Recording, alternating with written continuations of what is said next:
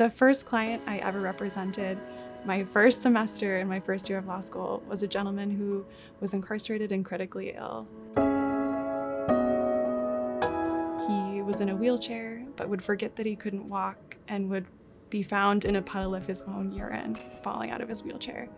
He couldn't swallow, and the prison only gave him 10 minutes to eat, and so he was choking every single day. But in that state, there was no compassionate release law, and so there was no way for him to get home.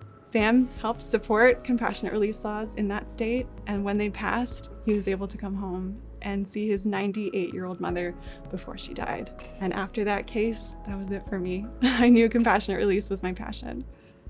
The folks who need this are the most expensive to house, they're the most burdensome to care for, and they're the least likely to recidivate, as low as 1%.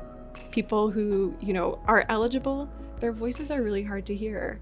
They're in prison infirmaries, they're very sick, they don't have the resources to hire counsel, and their families also don't know how to navigate these sometimes complicated processes. And so that means that even though a right may exist in the law, it's not actually being implemented. Our work at FAMM is about trying to resolve this dilemma. We have a clearinghouse here at the federal level that pairs people who may be eligible with lawyers who can help represent them. But we've also been exploring this work at the state level. Every single state has their own laws and their own processes about compassionate release. And our team at FAMM here has developed report cards and memos on every single state. But we recognized in creating those that there was a big gap between what was in the policy and what was actually being implemented. For family members who have loved ones on the inside who are critically ill and dying, it's terrifying.